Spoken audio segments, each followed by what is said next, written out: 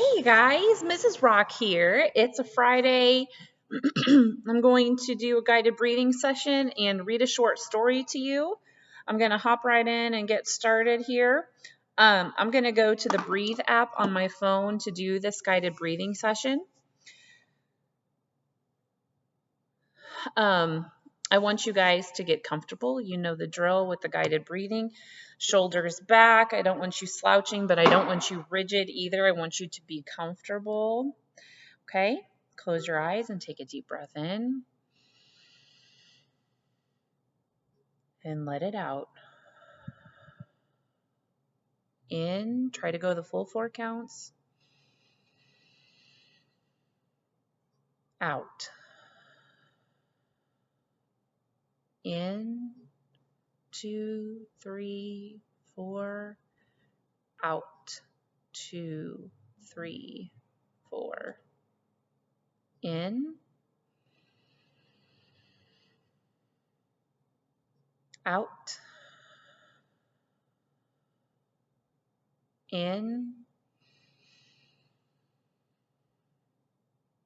Out. In. Out. In. Out. In. Out. In. Out. In. Out.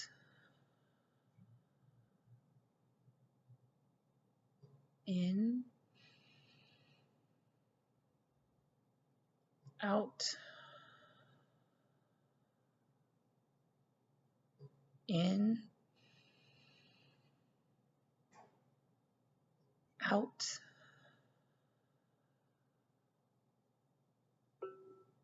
Okay.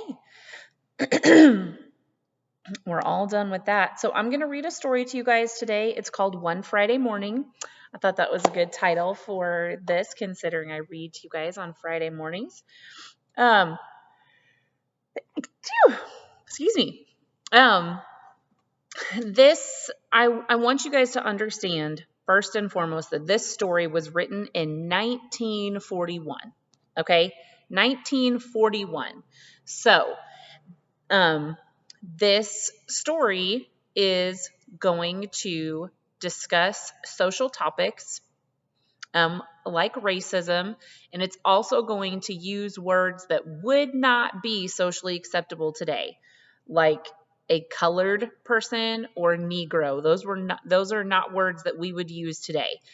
But since this story was published in 1941, the thing you need to understand is that it's acceptable in the piece because of when it was written. Okay, that is its historical context, like we talked about in class before spring break. So here's a little bit of background on the story and the author. Even in the not officially segregated North, there was often a wide gulf between the colorblindness of the American dream and the racial discrimination in daily life, which early in their lives crushed the aspirations and dashed the hopes of promising young Black Americans. In this story, celebrated poet, novelist, and playwright Langston Hughes, who was alive from 1902 to 1967, describes such an incident in the life of a talented and proud American high school student, Nancy Lee Johnson, whose family had moved from the Deep South to the North so that she might have better opportunities. Here's the story. The thrilling news did not come directly to Nancy Lee, but it came in little indirections that finally added themselves up to one tremendous fact. She had won the prize. But being a calm and quiet young lady, she did not say anything. Although the whole high school buzzed with rumors, guesses, reportedly authentic announcements on the part of students who had no right to be making announcements at all, since no student really knew yet who had won this year's art scholarship. But Nancy Lee's drawing was so good, her lines so sure, her colors so bright and harmonious that certainly no other student in the senior art class at George Washington High was thought to have very much of a chance. Yet you never could tell. Last year, nobody had expected Joe Williams to win the Artists Club scholarship with that funny modernistic watercolor he had done at the high level bridge. In fact, it was hard to make out there was a bridge at all until you had looked at the picture a long time.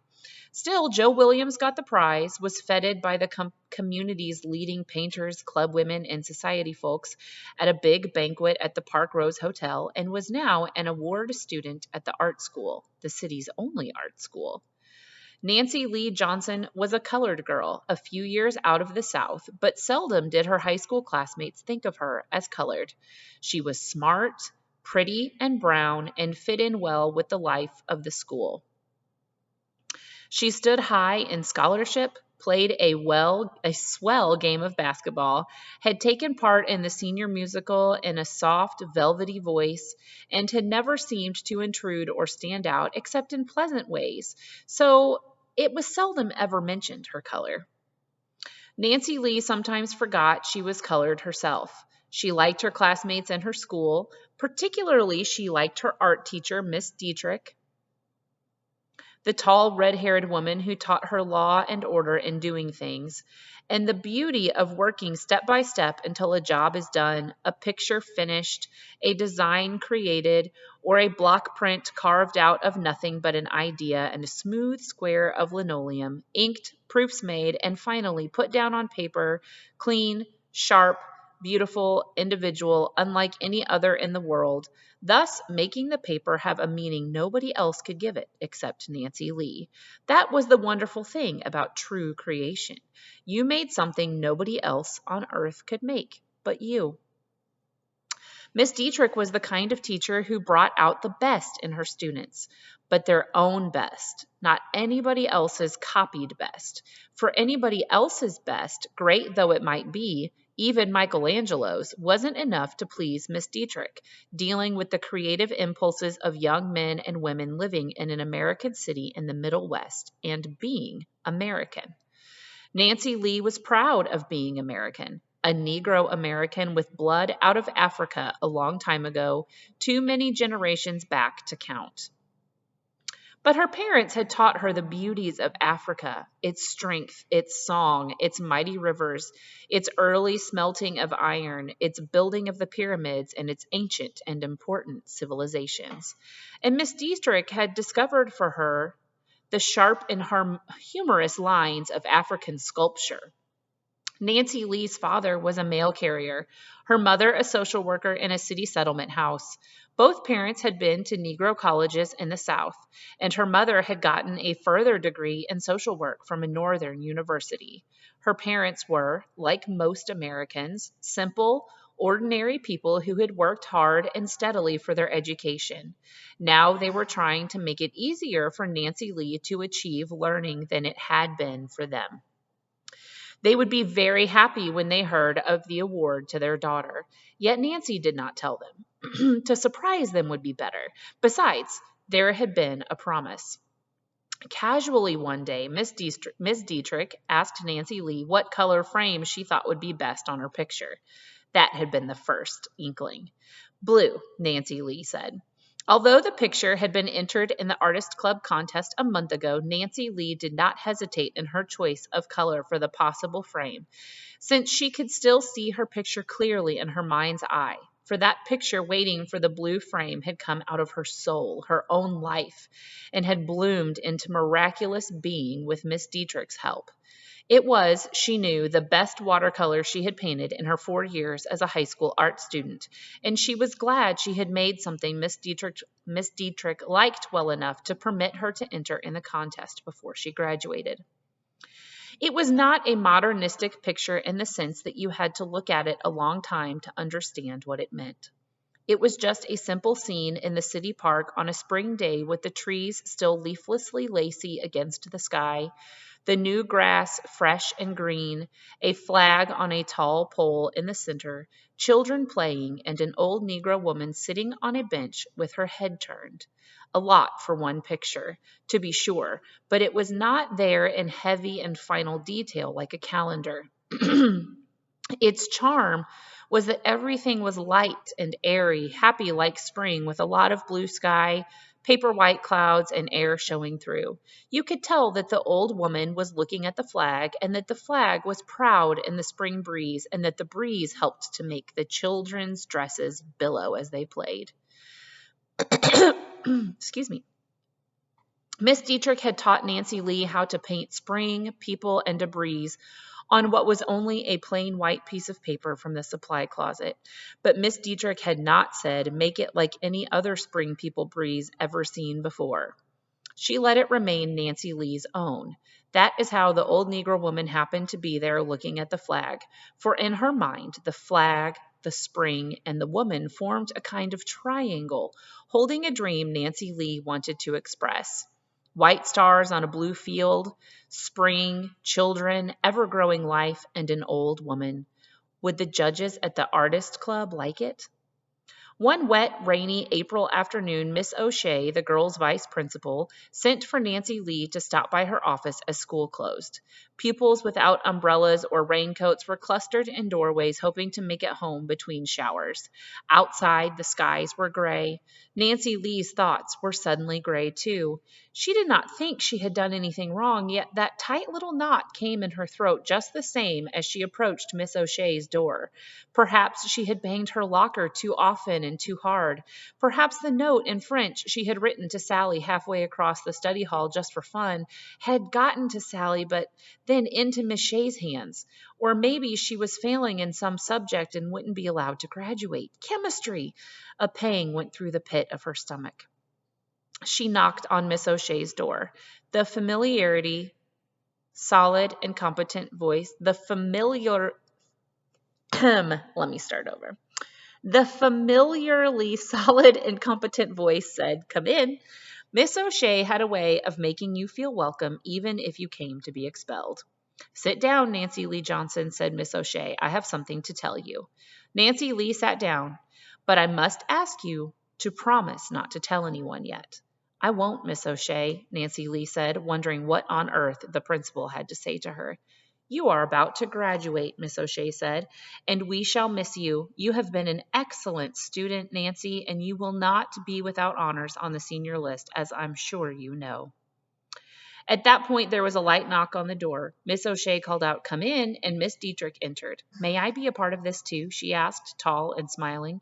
"Of course," Miss O'Shea said. "I was just telling Nancy Lee what we thought of her, but I hadn't gotten around to giving her the news. Perhaps, Miss Dietrich, you'd like to tell her yourself."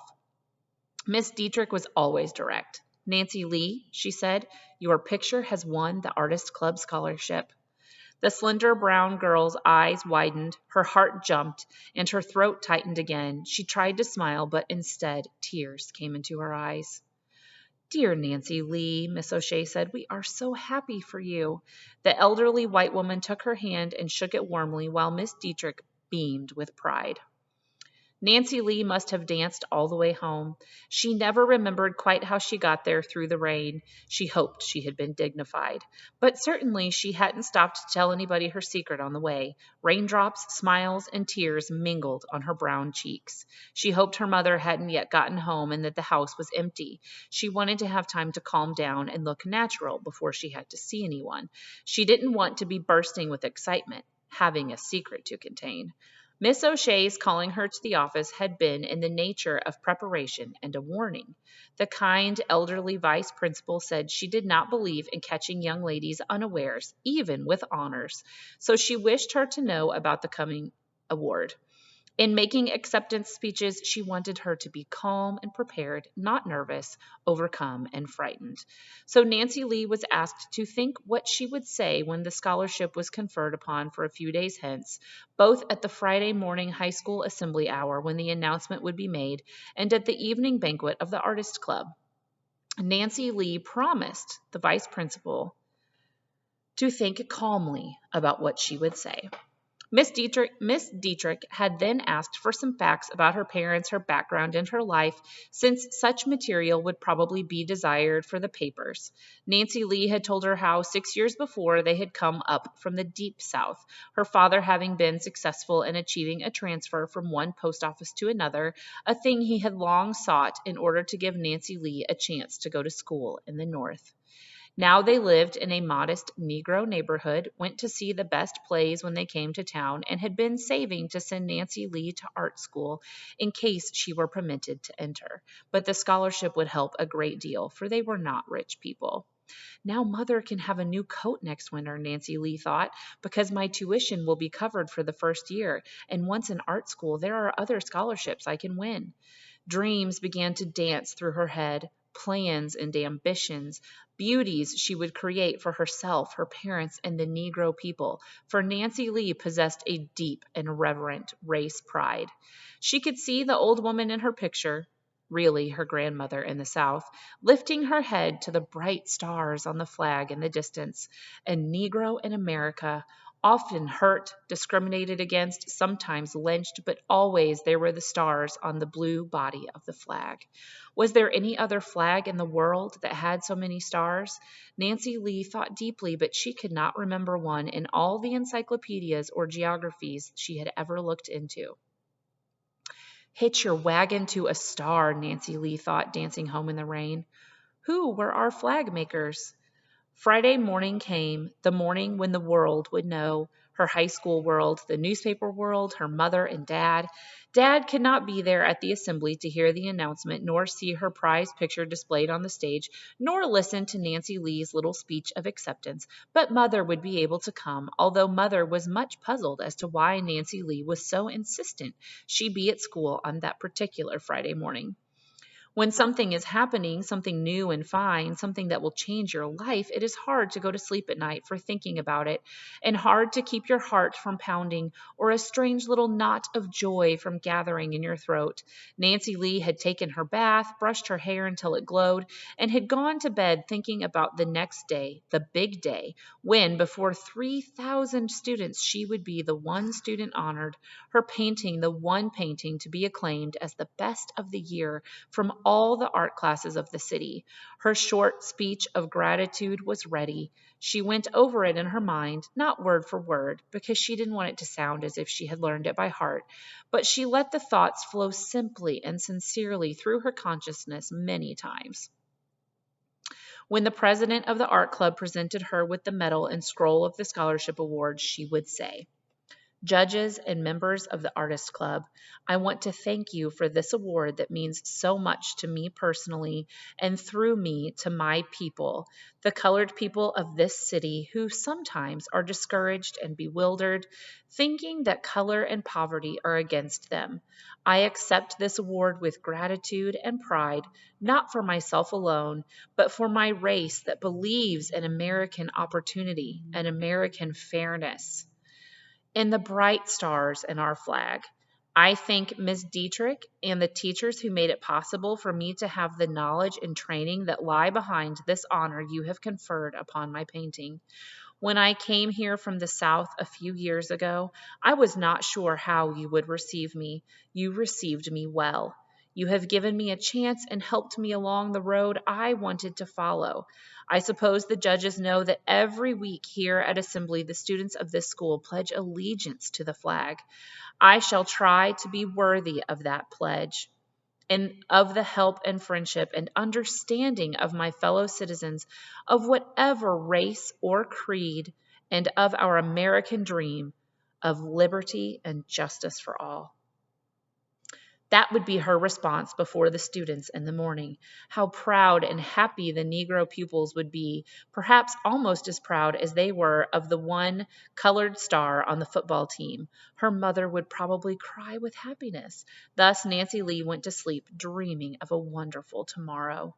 The bright sunlight of an April morning woke her. There was breakfast with her parents, their half-amused and puzzled faces across the table, wondering what could be the secret that made her eyes so bright. The swift walk to school, the clock in the tower almost 9, hundreds of pupils streaming into the long, rambling old building that was the city's largest high school, the sudden quiet of the homeroom after the bell rang, then the teacher opening her record book to call the roll. But just before she began, she looked across the room until her eyes located Nancy Lee. "Nancy," she said, "Miss O'Shea would like to see you in her office, please." Nancy Lee rose and went out while the names were being called, and the word "present" added its period to each name. Perhaps Nancy Lee thought the reporters from the papers had already come. Maybe they wanted to take her picture before assembly, which wasn't until 10 o'clock. Last year, they had had the photograph of the winner of the award in the morning papers as soon as the announcement had been made. Nancy Lee knocked at Miss O'Shea's door. "Come in." The vice principal stood at her desk. There was no one else in the room. It was very quiet. "Sit down, Nancy Lee," she said. Miss O'Shea did not smile. There was a long pause. The seconds went by slowly. "I do not know how to tell you what I have to say," the elderly woman began, her eyes on the papers on her desk. "I am indignant and ashamed for myself and for this city." Then she lifted her eyes and looked at Nancy Lee in the neat blue dress sitting there before her. "You are not to receive the scholarship this morning." Outside in the hall, the electric bells announcing the first period rang loud and interminably long. Miss O'Shea remained silent. To the brown girl there in the chair, the room grew suddenly smaller, smaller, and there was no air. She could not speak. Miss O'Shea said, "When the committee learned that you were colored, they changed their plans." Still Nancy Lee said nothing, for there was no air to give breath to her lungs. "Here is the letter from the committee, Nancy Lee." Miss O'Shea picked it up and read the final paragraph to her. "It seemed to us wiser to arbitrarily rotate the award among the various high schools of the city from now on, and especially in this case since the student chosen happens to be colored, a circumstance which, unfortunately, had we known, might have prevented this embarrassment. But there have never been any Negro students in the local art school, and the presence of one there might create difficulties for all concerned. We have high regard for the quality for Nancy Lee Johnson's talent, but we do not feel it would be fair to honor it with the Artists Club Award." Miss O'Shea paused. She put the letter down. "Nancy Lee, I am very sorry to have to give you this message." "But my speech," Nancy Lee said, "was about—" The words stuck in her throat. "About America."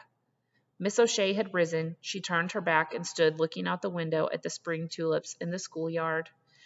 "I thought, since the award would be made at assembly right after our oath of allegiance," the words tumbled out almost hysterically from Nancy Lee's throat now, "I would put part of the flag salute in my speech. You know, Miss O'Shea, the part of liberty and justice for all." "I know," Miss O'Shea, slowly facing the room, said, "but America is only what we who believe in it make it. I am Irish. You may not know, Nancy Lee, but years ago we were called the Dirty Irish, and mobs rioted against us in the big cities, and we were invited to go back where we came from. But we didn't go, and we didn't give up, because we believed in the American dream and in our power to make that dream come true. Difficulties, yes. Mountains to climb, yes. Discouragements to face, yes. Democracy to make, yes. That is, Nancy Lee, that is it. We still have, in this world of ours, democracy to make. You and I, Nancy Lee. But the premise and the base are here. The lines of the Declaration of Independence and the words of Lincoln are here. And the stars in our flag. Those who deny you this scholarship did not know the meaning of those stars, but it's up to us to make them know. As a teacher in the public schools of this city, I myself will go before the school board and ask them to remove from our system the offer of any prizes or awards denied to any student because of race or color." Suddenly, Miss O'Shea stopped speaking. Her clear blue eyes looked into those of the girl before her. The woman's eyes were full of strength and courage. "Lift up your head, Nancy Lee, and smile at me." Miss O'Shea stood against the open window with the green lawn and the tulips beyond.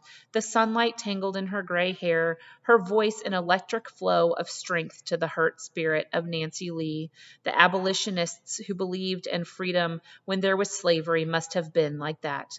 The first white teachers who went into the deep South to teach the freed slaves must have been like that. All those who stand against ignorance, narrowness, hate, and mud on stars must be like that. Nancy Lee lifted her head and smiled. The bell for assembly rang. She went through the long hall filled with students toward the auditorium. There will be other awards, Nancy Lee thought. There are schools in other cities. This won't keep me down. But when I'm a woman, I'll fight to see that these things don't happen to other girls as this has happened to me, and men and women like Miss O'Shea will help me. She took her seat among the seniors. The doors of the auditorium closed. As the principal came onto the platform, the students rose and turned their eyes to the flag on the stage. One hand went to the heart, the other outstretched toward the flag. 3,000 voices spoke. Among them was the voice of a dark girl whose cheeks were suddenly wet with tears. One nation, indivisible, with liberty and justice for all. This is the land we must make, she thought. I just really loved that story. I thought since it was on a Friday and it was April, it was good. And I think it's always good for you guys to hear about the struggles of people before you and around you. I hope you guys are doing well. If you need anything, just send me an email. I love you and I miss you all, okay?